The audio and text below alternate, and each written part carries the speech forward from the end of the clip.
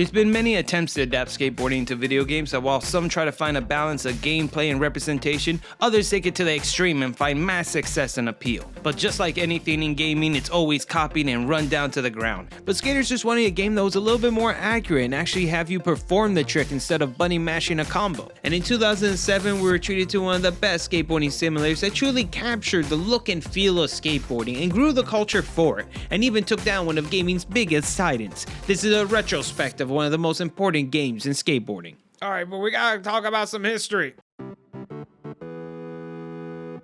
In the mid-80s, video games were becoming more popular, but skateboarding was actually on the decline, so many of the games of this era were all about the freestyle and competitive scene of the 70s, and really were just plain video games.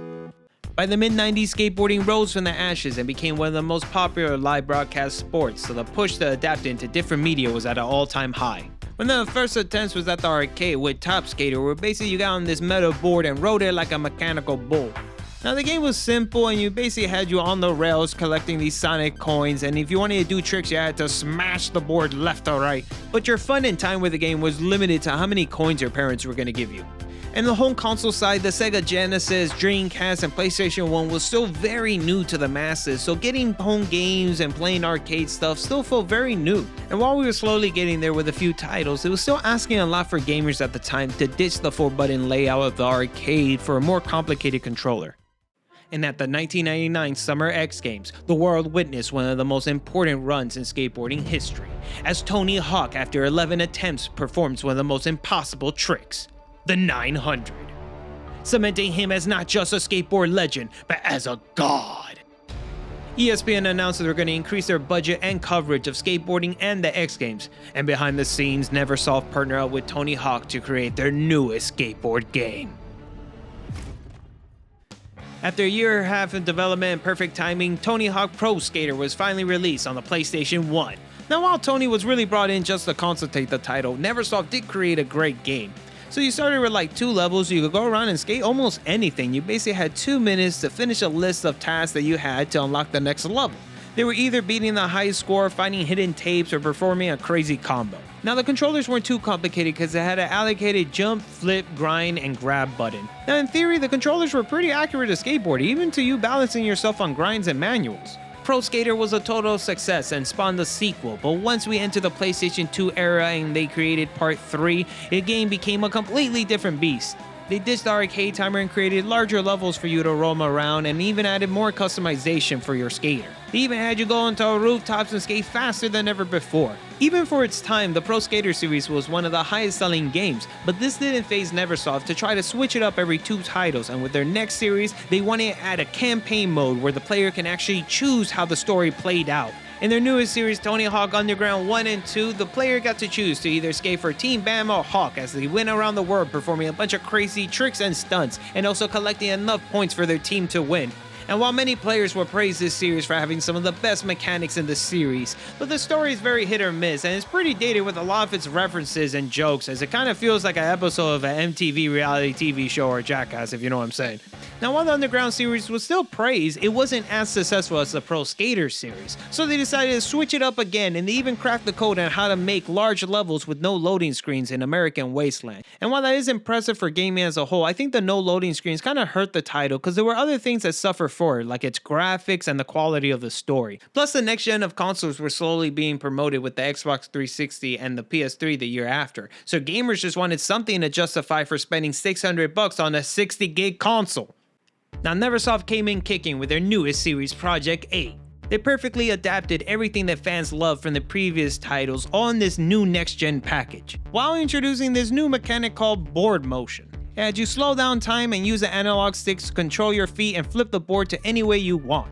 Now while the trailer does showcase the possibility from learning and creating from these mechanics, in reality it really slowed down the pace of the game. It even broke the meta that the game had of you performing crazy combos all around the map because you could easily just slow down time. With their next title, Proving Ground, they were pushing that this was going to be the ultimate skateboard game. They expanded the board motion control so you can do grabs and manuals at the same time. Now if you've seen the footage, I had to speed up the pace because honestly sometimes it takes like 30 seconds to perform one trick and you're basically relying on gravity to guide you down. Now besides the board motion, the rest of the game was just like any other title in the series, and I think a lot of players noticed this, especially that Activision was still selling this on the PlayStation 2, so it really wasn't necessary to get a next-gen console.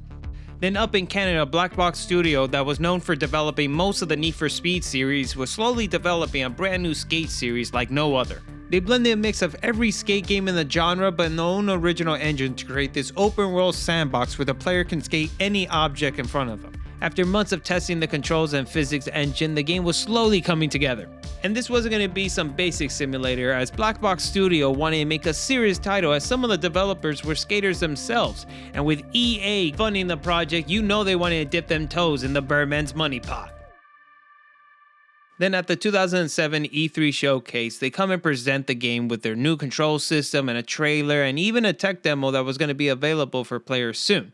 The coverage of the game was very positive, but this was also the same year that Proving Grounds was at the showcase, so there was many comparisons, but I found this interview that was pretty interesting that kind of talked about it. I think everybody was pretty interested when they first heard about Skate, taking on Tony Hawk. What exactly is setting Skate apart from Tony Hawk series? I'll start off saying it's too bad it's all about us versus them. There's only one game on the market, but there's lots of games in other genres. It's just time skating had more than one game. I don't want to play one game a year. But also, skateboarding and video games, they can come together now in that games are powerful enough we can create experiences, not just sort of little game rules. And that's where we started. How do we capture the experience of skateboarding? All the physical feel, the feeling of actually cracking an ollie, the feeling of doing those tricks and getting that sense of mastery. And as fans of the Tony Hawk series, it was time to really bring the feeling of skateboarding out. Now that's possibly one of the greatest response I've heard from a developer. If that didn't sell you on the title, the gameplay did, because once Xbox owners had their hand on the demo, players were already adapting and convinced with the new control system, and just a month later it was available in the PlayStation Store, so technically everyone had this new free mini skate game. While gamers and skaters were impressed with the demo, I don't think the world was ready for what was to come. Then on September 13, 2007, EA and Black Box Studio finally released their newest game on the Xbox 360 and PS3.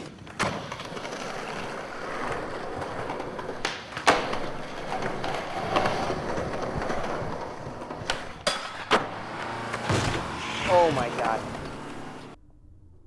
You there? Yeah, we got you. No worries. Everything's gonna be fine.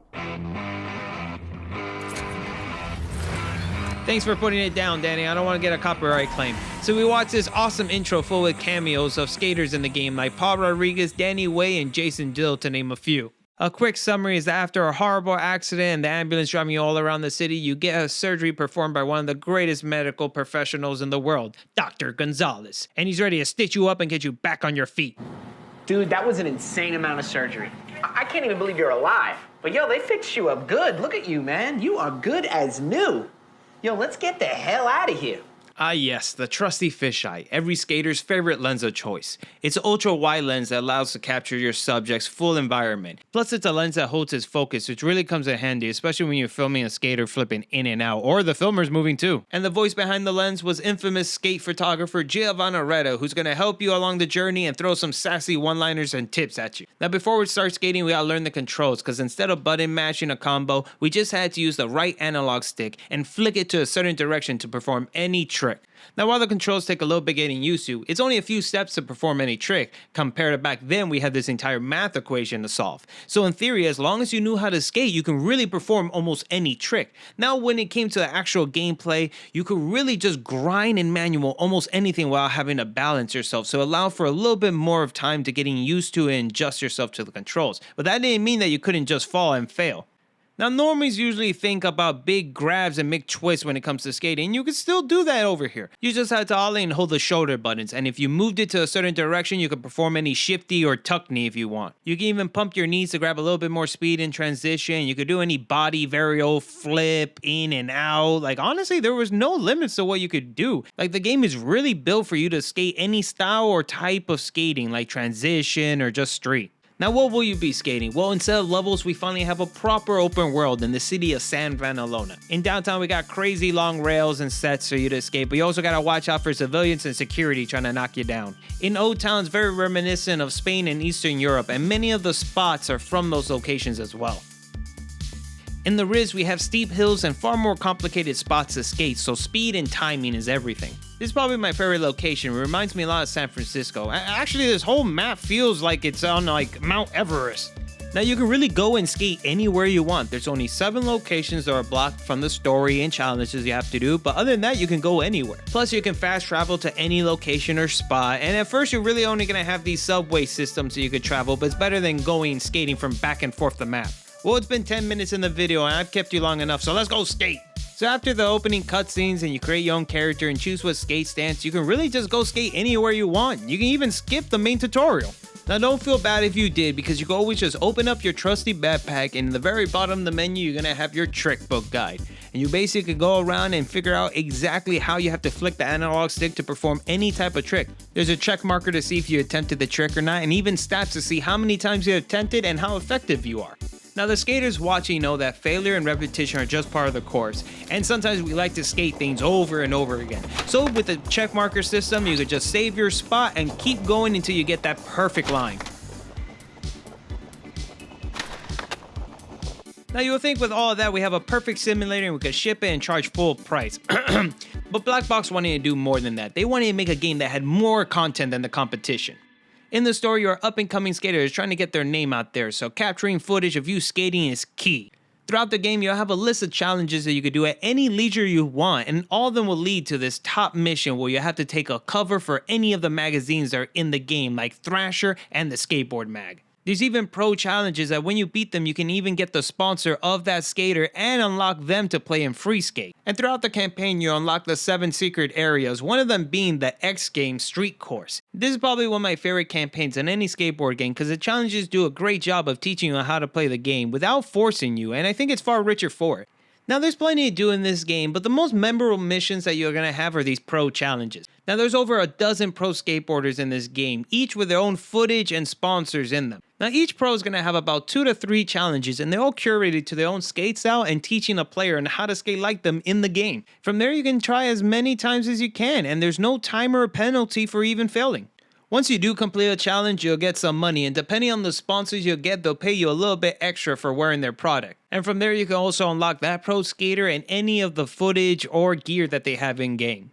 And with that, you're right back to the open world. You can go and skate as long as you want. And honestly, what I love about this game is there's just like a nice, fun, natural flow that the player can just go and do whatever they want. Like from here, I could just go skate, do any double heel flips, kick flips. Like experimenting in this game is so fun and forgiving. Like I will argue that in this game, you will probably spend more time in this world than any other skate game just because there's no challenge or incentive for you to have to finish and accomplish any of the missions, because really just the flow of skating around is the real joy in the game.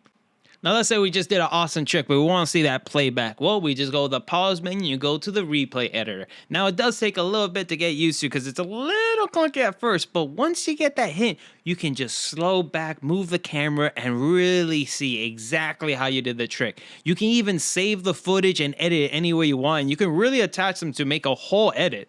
Now the biggest negative that's holding this game from that perfect 10 out of 10 is really that you can't walk. You can't get off your board, so if you do want to go and skate anywhere or go to any challenges, you're going to have to rely on the fast travel.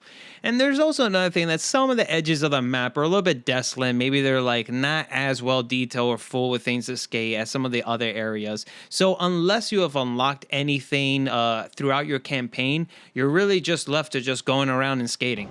And plus the whole game is kind of built on this slanted mountain, so you always are going down no matter what section of the map. Now, I will say that Black Box put a lot of effort in this open world because San Bernalona is filled with sights and sounds. The characters and NPCs that walk around are extremely funny, and some of their one-liners compete to GTA. And just hearing cars and soundscapes that you hear in the city is just nice, especially when you go like to the suburban areas and it's a little bit quieter, but you can still hear like birds chirping and stuff like that. It just adds more to the environment and just makes it feel like a much more realistic game, especially with the board popping. Oh man, sometimes the snap sounds and everything are perfect. You can honestly spend hours without touching any of the challenges or anything in the campaign and just really messing around with the mechanics. Like, it is so experimental that you could just go and just really grind and do any type of flip trick without worrying about, oh, I'm gonna bail and fall down. Like in, other interpretations of skate games. This one had a great flow that you can really mess around and feel like the ultimate skater. Now, I think what really benefited this title was that the mechanics were based off what you would actually do on a skateboard. Like, the controls made it easy for the masses to understand the sport of skateboarding without ever having to pick up a board. And for skaters, this was like an encyclopedia and even made you better for it. And remember, this was 2007. At this time, YouTube just came out 2 years before, so we didn't have skate clips and tutorials, posted online like it is now. Now, most of the skate media at the time were run by Main Street corporations or the Birdman himself, and you're probably thinking, who wouldn't want to learn from the Michael Jordan of skateboarding? Well, to a lot of skaters, it just didn't seem that appealing, especially that Tony was really known as a vert skater, and most of his hardcore fans were of an older generation. Honestly, I don't even know if they skated. Like, no skater was doing Mick tricks and 1,000 flips on a combo, because really when we go out to skate, we're doing like maybe a couple lines, a few tricks in here. Like, skateboarding takes time, dedication, a lot of practice. And the things that we wanted from our video game was to continue that mental gymnastics off the board. Like, even if you wanted to practice a certain trick, it was raining outside or you hurt yourself, you still had the ability to continue feeling like you were skating. After the game's release, there was only 1 month until the new Tony Hawk game was going to come out, so they went full on with pushing commercials and ads in almost everything. Now, everyone loved the amount of cameos and references that were in these commercials, and their whole push with the flickit with the controller was just genius. They even had late night funny TV ads of this weird character that they made up called Thumbdoor. That basically he was the god of skateboarding, or at least thumb wise. And this was a pretty funny commercial. I want to say I saw this on Spike TV like in the middle of the night. But they really needed to make commercials like this to convince the masses, because every skate game before this played exactly the same. And to convince skaters that there was a new game out there with a new control system that was far simpler, and the closest simulation to the sport was easier said than done. But luckily the game spoke for itself, and even sold pretty well despite it being on a brand new console. Compared to Tony Hawk Proving Ground that technically did sell more copies, it was in 7 different consoles, which just goes to show that despite the competition, the skateboarding video game market is very lucrative. A pretty big cult, kind of a cult following with Skate 1. How many units did that thing get out of the store shelves? We sold a bunch. I don't know where the numbers ended up in the end, but we were really happy. I think we exceeded our expectations. Everybody really, skate was well received. And obviously with, Tony Hawk taking some time off, it was a statement to say that we did a great job. And the team back at Black Box, including myself, we're all very proud of what we pulled off last year. No, and you should, because part 2 was a great continuation of the series, but that's going to be saved for another video. Now let's talk about the impact that this game had on the sport, because it created a whole new generation of skaters.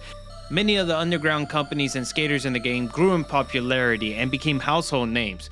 Plus, some of the greatest skate media was released at this time. And with each iteration of the series, the synergy between all the companies, magazine, and the skate culture felt so organic, and just playing the game, you felt like you were part of the club.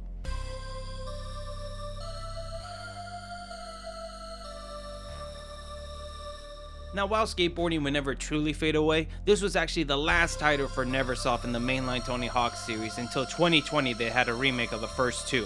As for Skate 3, while eventually became the highest selling title in the series, it was a little too late, and EA absorbed Black Box Studio and soon shut down the company.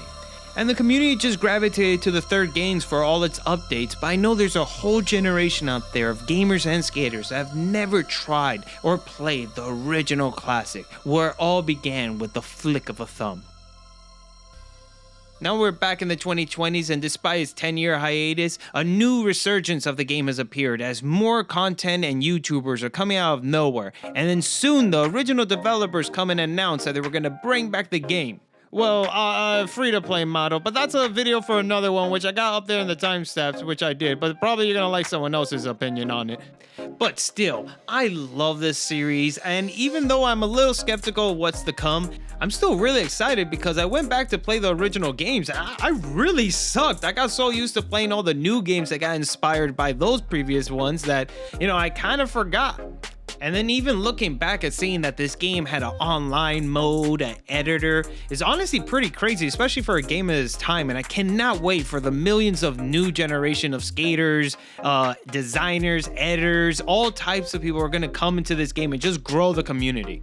Well, we made it to the end. I'm glad you're still alive. Now, thank you for watching the video. It's been your boy Skater V, and I'm going to be doing another retrospect on the second game and Kingdom Hearts very soon. So if you want to see other videos like this, please check out the channel and subscribe.